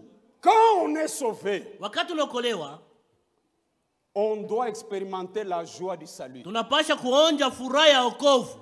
Un homme réellement sauvé, Mtu anaokolewa kabisa kabisa, il a la joie du salut. yeko na furaha ya wokovu. C'est pourquoi quand on adore Jésus, Ndio kwa maana wakati unaabudu Yesu, ne l'adorez pas comme un malade. usimwabudu sawa kwa mgonjwa. Je vous dis la vérité. Na miambia kweli, Ne l'adorez pas comme un malade. hapana kumwabudu sawa kwa mgonjwa. Jésus, Yesu même si vous êtes malade, hata kwa mgonjwa en l'adorant, mkumwabudu, oubliez que vous êtes malade. sababu kusema wako mgonjwa. Parce que pendant que vous l'adorez, Juu wakati kuna mwabudu, il peut vous guérir. anaweza kukuponyesha. Je vous dis la vérité. Niambia kweli. C'est pourquoi dans la maison de Dieu, Kwa maana mnyumba ya quand Mungu, vous y venez, wakati unaingia hapo, oubliez tout ce qui vous préoccupe. sababu mangaiko yako yote, Faites comme si rien n'était. ufanye sawa kukua kitu. C'est vrai. Ya kweli. Tu adores Jésus comme si tu étais son grand frère. Uko na mwabudu Yesu tena sawa wewe ndio mkubwa yake.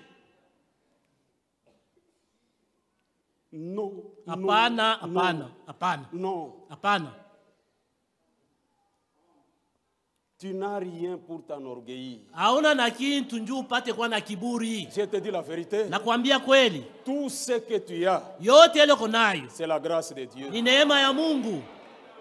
Le travail que tu as, Ile kazi uko la nayo, maison que tu as, nyumba ile uko la nayo, femme que tu as, bibi ile uko le nayo, mari que tu as, bwana ile uko nayo, c'est Dieu qui t'a ni donné. Mungu alikupatia hayo. Même le souffle de vie que tu as ce matin, Hata pumzi ya uzima C'est unayo Dieu qui ya t'a asubuhi, donné. si ni Mungu alikupatia hayo. si Dieu ne l'avait pas voulu, Kama Mungu akuitaka, tu serais à la morgue. si ulipasha kule kwa C'est pourquoi quand morgue. il te donne le souffle de vie, Kwa maana kama wakati Quand anakupatia tu pumzi ya l'adores, uzima, wakati kuna tu mabudu, dois l'adorer avec la joie de ton unapasha salut. kumwabudu na furaha. C'est vrai. Ni vya kweli. Le nom de Jésus. Jina ya Yesu. Dans ce nom, Ndani ya ile jina nous avons la guérison de nos corps. tuko na uponyaji wa mwili yetu. Parce que le salut de nos âmes Sababu wokovu wa et manafsi la yetu guérison de nos na corps uponyaji wa mwili font yetu partie d'une seule œuvre. yote biko mkazi moja. C'est vrai. Ni vya kweli. Et dans le nom de Jésus, Na munjina ya Yesu nous avons le pouvoir de chasser les démons. tuko na uwezo wa kufukusha mapepo mchafu. Dieu vous dit la vérité. Niambia kweli. Il est écrit dans Marc 16. Imeandikwa mu Marko sura 16. Voici les miracles Tazama miujiza qui accompagneront les anciens de l'église. itashindikiza bazee ba kanisa. Voici les miracles Tazama miujiza qui accompagneront les diacres de l'église. itashindikiza bashemashi ba kanisa. Voici les miracles Tazama miujiza qui accompagneront ceux qui auront cru. itashindikiza bale bataamini. Êtes-vous des croyants? Muko baaminifu? Si vous êtes des croyants, Kama uko mwaminifu, Marc 16 Marko accompagne tout 16 croyant. ikunashindikiza mwaminifu wote. Même toi, ma soeur, Hata wewe dada yangu tu es capable. uko na uwezo. Quand l'enfant tombe malade, Wakati mtoto anagonjwa ne tremble pas. usitetemeke, Tu as la promesse. uko na ahadi. Impose les mains sur l'enfant Mwekee mikono au nom de Jésus munjina ya Yesu et les démons na partiront. mapepo mchafu itaenda. C'est vrai. Ni vya kweli. La femme ne peut pas prêcher. Mwanamke hawezi kuhubiri, C'est ce qu'on lui a ndio interdit. kile balimkataza, Mais elle peut chanter, lakini anaweza elle kuimba, peut témoigner, anaweza elle kushuhudia, peut prier, anaweza elle kuomba, peut jouer aux instruments. anaweza kuimba miziki. C'est ce que nous croyons. Ndio bile bintu tunaamini. Le nom de Jésus.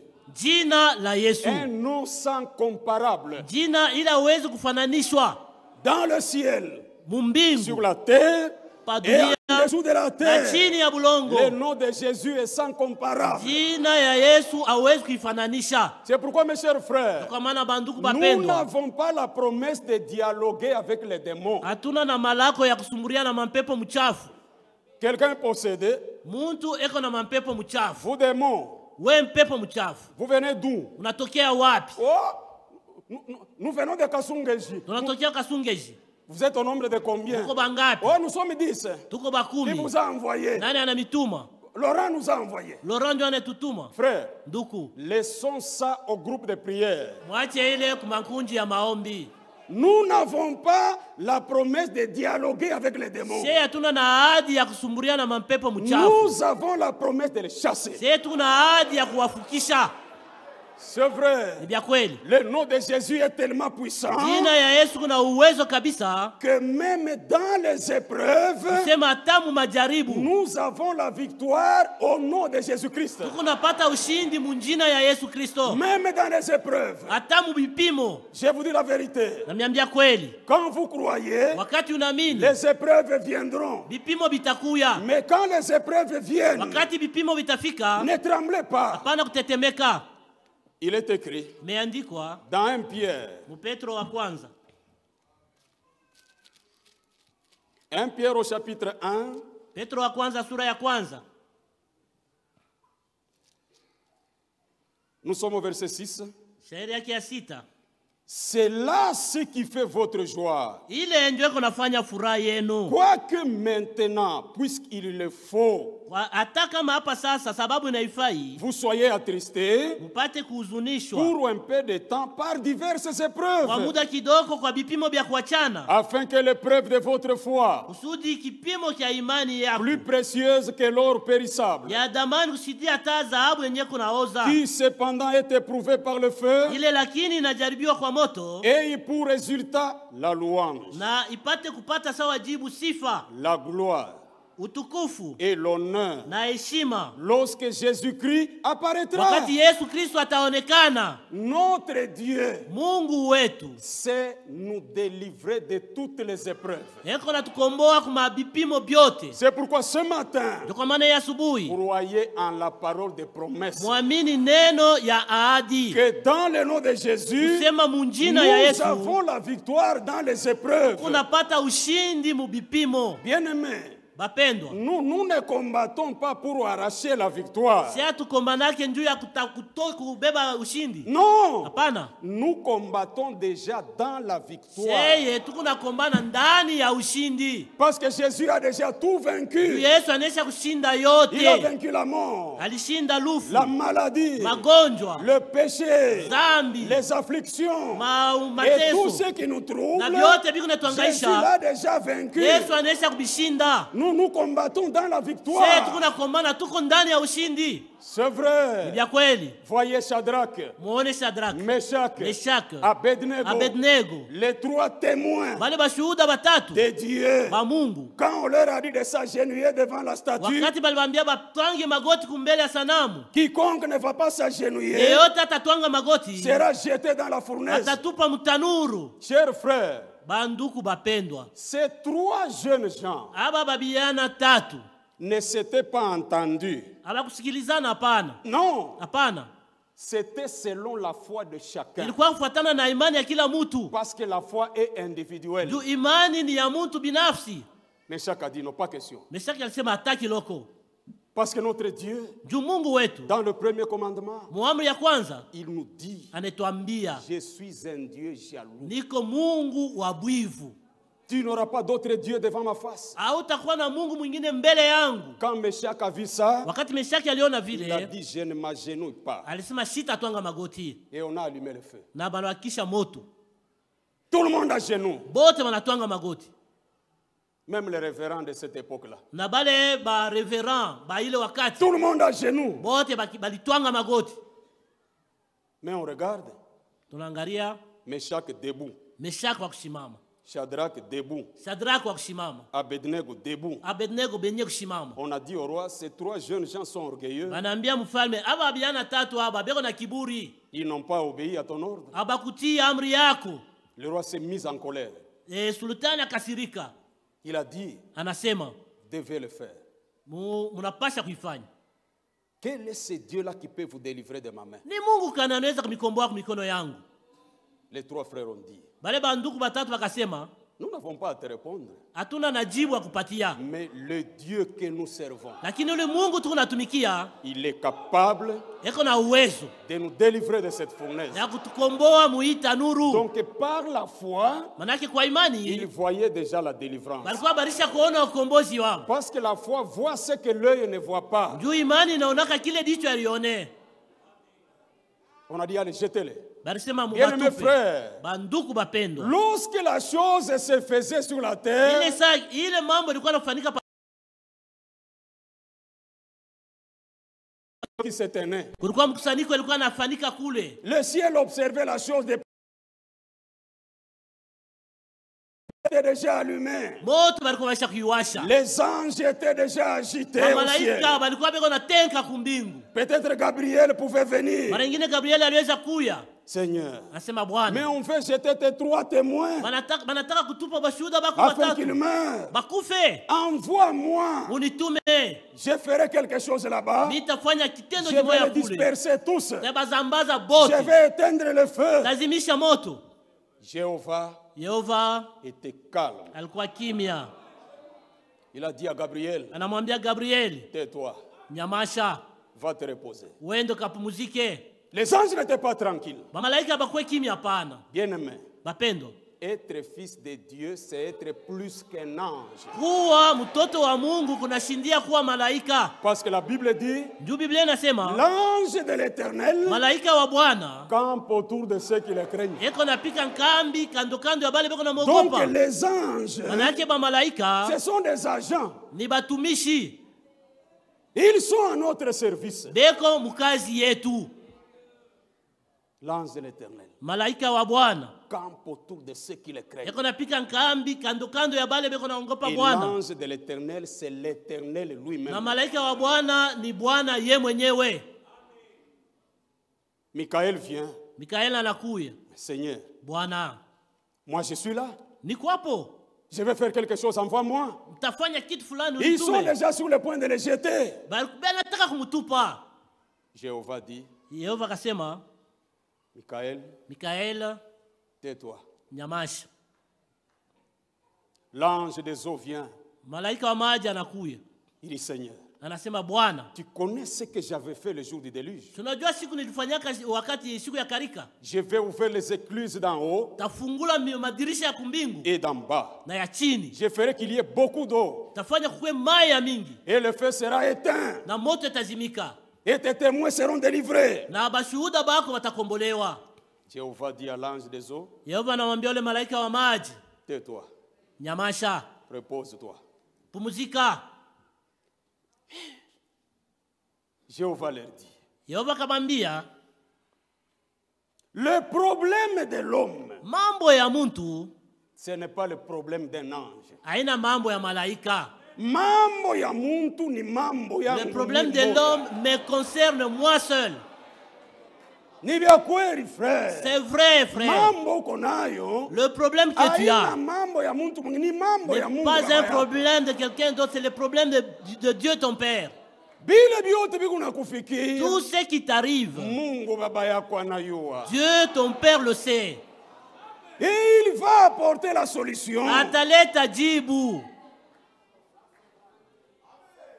On prend Meshach. Banambeba Meshach. Avant que Meshach ne tombe dans le feu, Mbele ya Meshach kuanguka mumoto, Jéhovah Yehova a appelé un puissant vent de l'Orient, anaita mpepo ya uwezo ya kutokea kwa mashariki et un puissant vent de l'Occident, na mpepo ya uwezo ya kutokea kwa et magharibi, les deux vents ont formé un grand tourbillon. na ile mapepo mbili inafanya mpepo ya Jéhovah kuzunguka, est entré dans le tourbillon, na Yehova anaingia mwile mpepo, et dans moins d'une minute, na bila kufanya Jéhovah est dakika moja parti du ciel jusque dans la fournaise. Yehova anatoka kumbingu, alisha kuingia mtanuru, Le premier. anaingia wa kwanza. Notre Dieu n'arrive jamais le dernier. Mungu wetu afikake wa mwisho hata mara moja. Notre Dieu arrive toujours le premier. Mungu wetu anatanguliaka kufika wa kwanza. Lui était le premier dans le feu. Yeye alikuwa wa kwanza mumoto. Et quand on a jeté Meshach, Na wakati balimtupa Meshach, c'est lui qui l'a jeté dans le feu, ule alimtupa mumoto, était mort. anakufa. Mais Meshach est dans le feu, Lakini Meshach yako mumoto, sain et sauf. pasipo kakintu ataka baya kamoya, Sans brûlure, bila kulungua, sans même l'odeur du feu sur son hata corps. harufu ya moto ikukwe kumwili yake. Abednego est tombé dans le feu. Abednego anaanguka mumoto, Shadrach est tombé dans le Shadraka feu. anaingia mumoto. Ils ont déjà trouvé Walikuwa balisha dans kukutanisha le feu mule mumoto, celui en qui ils avaient cru. ule baliaminiaka. Le secours qui ne manque jamais dans la détresse. Usaidizi la ikosaki wakati ya tabu hata mara C'est moja. vrai. Ni vya kweli. Dieu est notre secours. Mungu ni msaidizi Et wetu l'appui na qui ne tegemeo manque jamais dans la détresse. ile aikosaki wakati ya tabu. Jéhovah regarde le feu. Yehova anaangalia moto, Lui le créateur. yeye muumbaji, Et le feu c'est la créature. na moto ni kiumbe kyake. Maintenant dites-moi, Sasa mniambie, entre le créateur, kati ya Et la muumbaji créature. na kiumbe, qui va vaincre? nani atashinda? C'est vrai. Ni vya kweli. Jéhovah regarde le feu. Yehova anaangalia moto, Le feu a cédé. moto inaacha, Il a dit à vos ordres. inasema heshima kwako.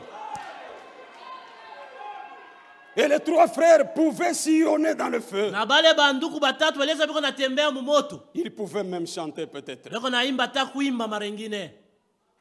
Tout est possible à celui qui croit. Yote inawezekana kwa wale C'est wanaamini. la loi de la Ile foi. ndio sheria ya imani, C'est la loi de la foi. ni sheria ya imani. La loi de la foi, Sheria ya c'est de imani rendre possible ce qui est ni impossible. kufanya kila kiwezekanake kiwezekane. C'est vrai. Ni vya kweli. C'est pourquoi le Dieu que nous croyons, Kwa maana ule Mungu c'est tunaamini le Dieu des impossibles. ni Mungu wa bile visiyowezekana. C'est Ni vrai. vya kweli. Même ton péché là, Hata zambi yako ile, peut-être toi-même, hata tu mara es nyingine wewe déjà moya découragé. unaisha na Mais kulekea, viens à lui. lakini kuya kwake Ce qui est impossible kila kiwezekane sera rendu possible. itafanyika kiwezekane. Le roi a regardé dans le feu. Mfalme aliangalia mumoto. Il dit, mes amis, Anasema barafiki. nous avons jeté combien de personnes dans le feu? Tulitupa bantu ngapi mumoto? Il dit, nous avons jeté 3. Anasema tulitupa batatu. Le roi dit non. Mfalme anasema hapana. Moi, j'en vois 4. Mimi naona amo baine. Et le 4e, Na là, ule waine il est spécial. eko wa upekee. Son visage Uso yake ressemble à celui d'un fils d'homme. iko nafanana na ya mwana wa mtu. Qui était-il? Alikuwa ni nani? Jéhovah, Yehova Jésus-Christ. Yesu Kristo. C'est vrai. Bia kweli. Dans ce nom, nous avons la victoire. Ndani yake tuko na C'est ushindi. pourquoi, bien-aimés, Kwa maana mapendo. même s'agissant de notre salut, Hata kuelekea wokovu yetu. Jésus-Christ, Yesu c'est Kristo notre parent rédempteur. ndio baba mkombozi wetu. Vous vous rappelez dans Lévitique 25, Unakumbuka Walawi au 25 verset 25, mu masharia 25 la Bible disait, la loi disait, Biblia quand quelqu'un était vendu comme esclave, wakati mtu alikuwa anamuzisha sawa mtumwa, lorsqu'il devenait pauvre, wakati alikuwa masikini, il pouvait vendre sa terre. aliweza nauzisha bulongo Il yake. pouvait devenir lui-même esclave. Sasa yeye mwenyewe anakuwa mtumwa, Mais selon la loi, lakini kufuatana na sheria l'esclave ne pouvait pas rester esclave à perpétuité. mtumwa kuweza kubakia mtumwa kwa lote. Même les terres Hata mabudongo ne pouvaient pas se vendre à perpétuité. hapakupashi kuiuzisha kwa lote. Car Dieu disait, Ndio Mungu alikuwa les anasema terres sont à moi bulongo ni et yangu vous, vous êtes à moi. na mweye mko bangu. Un esclave, Mtumwa selon la loi, kufuatana na sheria, s'il voulait être libéré, kama anapenda kwa huru, il y avait 3 moyens. kulikuwa manamna tatu. Soit lui-même devait payer son rachat. Wala yeye moyo anaripa mshahara yake. S'il n'en avait pas les moyens, Kama ana na ile namna, il devait attendre l'année de jubilé. alipasha kuchunga mwaka ya yubile. Après 7 années, Kisha miaka 7 on sonnait la trompette de jubilé. balikuwa napiga baragumu ya yubile. S'il n'avait pas de quoi payer, Kama kukuwa na kia kuripa, s'il ne voulait pas attendre le jubilé, kama kupenda kuchunga ile il yubile, devait avoir un parent rédempteur. alipasha kuye na nduku mkombozi. Et ce parent Na rédempteur ule nduku mkombozi devait être le plus proche parent. alipasha kuya nduku yake wa karibu. C'est ça la loi. Ndio sheria. Pas un parent du 3e degré. Hapana nduku wa 3e degré. Un oncle paternel, Muyomba un baba, oncle maternel, nduku yake ya baba, nduku Le yake fils ya d'un oncle, mama, mwanamke, mtoto wa son plus muyomba, proche parent. nduku yake wa karibu. Ainsi, l'humanité tout entière était vendue au péché Hivi dunia yote mzima iliuzishwa kuzambi par Adam. kwa damu. Tous, nous étions des pécheurs. Si bote tulikuwa batenda zambi Dans la mort. katika lufu, Et nous avions besoin d'un sauveur. tulihitaji kuwa na mwokozi, Et le sauveur, na mwokozi c'est Dieu lui-même. ni Mungu mwenyewe. Maintenant, Dieu, Sasa Mungu en tant qu'esprit, sawa roho il ne pouvait pas nous sauver hakuweza kutuokoa. parce que la loi lui imposait Sheria ilikuwa namuomba que pour sauver, kusema pa kuokoa il faut le sang. kunapasha kukwe damu. C'est pourquoi il a pris la chair de Jésus, Ndio kwa maana alivala ile mwili ya Yesu, le corps de Jésus. mwili wa Yesu. Jésus est 100% homme Yesu ni mtu yeyote, et 100% Dieu. tena ni Mungu yeyote.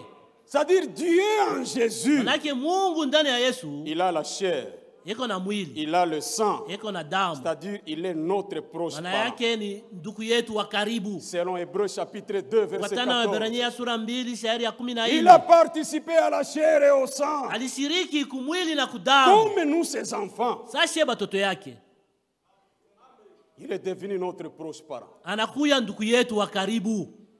Et la deuxième condition, Na le shuti ya pili, Rédempteur mkombozi devait être un homme riche, alipaswa kuwa mtu mtajiri, pas un pauvre, hapana mashikini. quelqu'un qui n'a rien. Mtu ana na kitu, Non, hapana. un homme riche, Mtu mtajiri, pas un pauvre, hapana mashikini. comme le diable. Sawa shetani C'est un pauvre, ni mashikini, il n'a rien. ana na kitu. Je vous dis la vérité. Namiambia kweli. J'ai lu un petit quelque chose ici. Nasoma kitu kimoya Dans l'unité, umoja, le paragraphe 55. fungo ya 55. Satan Shetani vous fera toutes sortes de promesses, atamipatia maahadi ya kuachana, mais il n'a rien à vous donner, lakini ana na kitu kya kumipatia, car il n'a rien. sababu ana na kitu. Il n'a pas de salut. Ana na wokovu. Qui est Satan? Shetani ni nani? Tout ce qui est contraire à la parole. Yote iko kinyume na neno. Il n'a pas de salut. Ana na wokovu. Il n'a pas de lumière. Ana na nuru. Son royaume est ténèbres. Ufalme yake ni ya giza. La fin de tout cela, c'est la mort. Mwisho ya yote ile ni lufu. Les ténèbres et la mort sont du royaume de Satan. Giza na lufu biko ufalme wa shetani. 60. Son royaume ne peut promettre que la mort. C'est tout ce qu'il a. Il est l'auteur de la mort. Il peut promettre le mensonge parce qu'il est le père du mensonge. Il ne peut pas vous donner la vie. Il ne peut pas vous donner le ciel. Il n'a pas de ciel à vous donner. Il n'a rien. Au ciel, il n'a rien. Le ciel, c'est pour Dieu. Même sur la terre. La terre, c'est l'héritage de l'homme.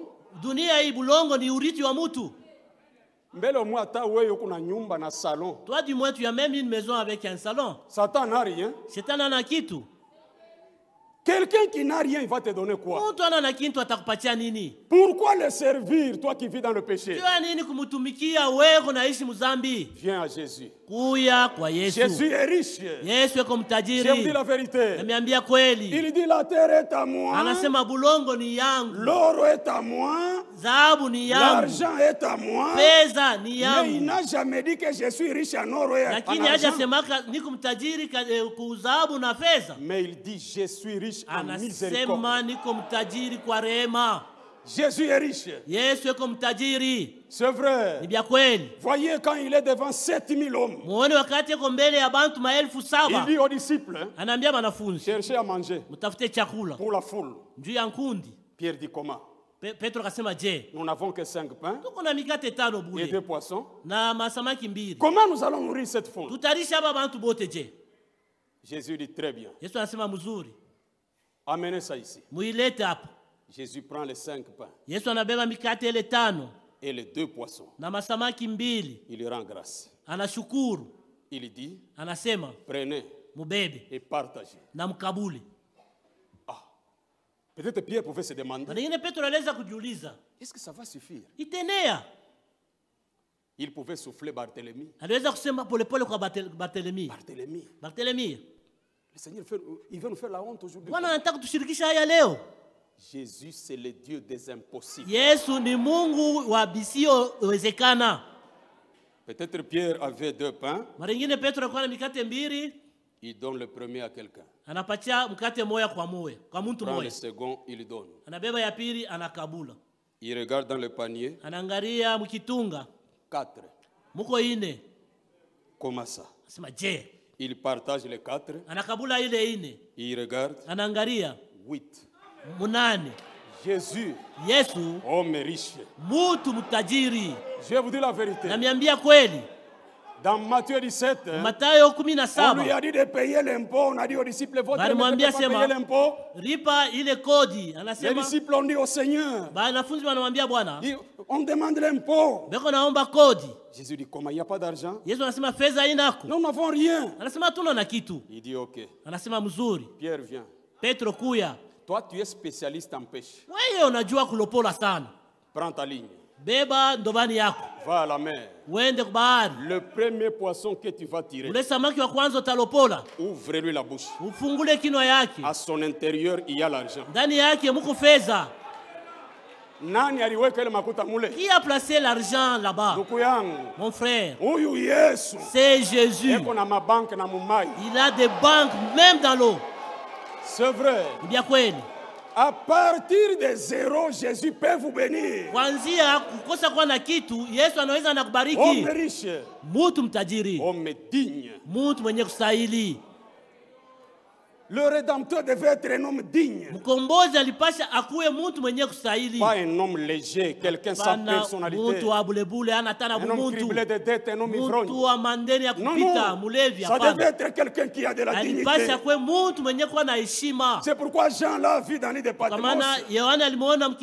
Quand on demandait qui est digne de prendre le livre d'entre les mains de celui qui est assis sur le trône kumikono ya ule anekala pakiti ya enzi et de briser les sceaux. na kuvunja mihuri. La Bible dit, Biblia inasema Jean regardait au ciel. Yohana aliangalia kumbingu. Personne n'était digne. Hakukuwa mtu alistahili. Sur la terre, Pa dunia personne n'était digne. hakukuwa mtu En alistahili. dessous de la terre, Chini ya bulongo personne n'était digne. hakukuwa mtu alistahili. La Bible dit, Jean s'est mis à Biblia pleurer. inasema Yohana alianza kulia. Mais tout d'un coup, Kwa ghafla un vieillard arrive. mzee mmoja anafika. Il dit, Jean, ne pleure pas. Anamwambia sema Yohana Arrête, usilie. arrête. Simama. Il y a encore de l'espoir. Kukingariki matumaini. Le lion de la tribu de Juda Simba wa kabila ya a Yuda vaincu. anaisha kushinda.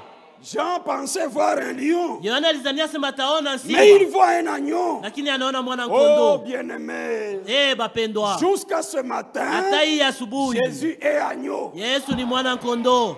Il s'est levé, Alisimama il s'est avancé vers le trône, akakaribia kukiti ya enzi. doucement, Pole pole. doucement, Pole pole. doucement, Pole pole. doucement. Pole pole. Il prend le livre, Anabeba kitabu. il brise le sceau. Anavunja mihuri. Quand il brise le sceau, Na wakati anavunja la mihuri, Bible dit, Biblia inasema toutes les créatures viumbe vyote dans le ciel, kumbingu, sur la terre, babulongo, en dessous de la na chini terre, ya bulongo ont crié, barilalamika, toi l'agneau, tukufu kwa mwana kondoo. We mwana kondoo tu es digne, unastahili. parce que tu as racheté pour Dieu, Tulikomboa kwa ajili ya par ton Mungu kwa sang, damu yako des hommes bantu de tout peuple, ba makabila de toutes yote, langues, ba de makundi toutes yote ya bantu tribus. ya makabila yote. Toi l'agneau, We mwana à kondoo, toi l'honneur, heshima à toi la kwako, gloire, à utukufu toi la kwako, puissance, uwezo au kwako siècle des siècles. milele na milele. Homme digne. Mtu mwenye kustahili. Et à la Na croix, kumsalaba il a rendu un témoignage public alitoa ushuhuda kumbele ya bote pour toi, kwa ajili yako, pour toi kwa ajili yako et pour moi. na kwa ajili yangu. Il est mort. On Alikufa, l'a injurié, balimutukana, flagellé. balimupika fimbo, Il a tout supporté alivumilia vyote à cause de ton péché. juu ya zambi yako. Il a mis la couronne d'épines. Balimuweka taji ya miba, Et quand on l'a foncé, le sang éclaboussait na wakati balikuwa naingisha damu ilikuwa iko naluka pour ton adultère, juu ya uzini ton wako, ivrognerie. juu ya kulewa kwako. Pécheur, Utenda ne zambi, peux-tu pas humilier ton cœur ce matin? hauwezi kunyenyekeza ako moyo wako ya asubuhi. Et à la croix, Na kumsalaba avec deux malfaiteurs, na batenda maovu bawili, l'autre sans révélation, il dit, mais si tu es fils de Dieu, descends de la croix et sauve-nous. mwingine bila ufunuo anasema kwa mwana wa Mungu, shuka kumsalaba na utokoe. L'autre lui a dit, arrête. Mwingine anamwambia sema simama. Nous, si nous sommes à la croix, Sie kama tuku kumsalaba nous en sommes dignes parce que nous sommes des malfaiteurs. tunastahili paske tuku batenda maovu, Mais celui-ci lakini huyu n'a rien fait. hakufanya kibaya. Là même à la croix, Pale kumsalaba il pale regarde Jésus. anamwangalia Il Yesu, dit, Seigneur, anasema Bwana, pense à moi unikumbuke quand tu seras dans ton règne. wakati utakuwa mutawala Mais yako. le Seigneur, Lakini avec Yesu la douleur, na ile maumivu il a regardé. anamwangalia, Il lui a dit, anamuonesha toi, weye, pas quand je viendrai, hapana wakati Mais mitarudi toi, yako, weye aujourd'hui, leo tu seras avec moi dans le utakuwa paradis. pamoja nami mparadiso. Le nom de Jésus. Jina la Yesu. Est-ce que vous aimez le nom de Jésus? Eti munapenda jina la Yesu? Jésus-Christ est roi de rois. Frère, venez un peu. J'ai déjà terminé ma prédication. J'ai déjà Nishamaliza terminé. mahubiri yangu. Oui, je vais le faire. Ndiyo mtaifanya. Attendez, bien-aimés. Mongoje Attendez quelques bapendwa. minutes. Mchunge Je peux demander à l'auditoire taomba kunkundi yote kwa makutano.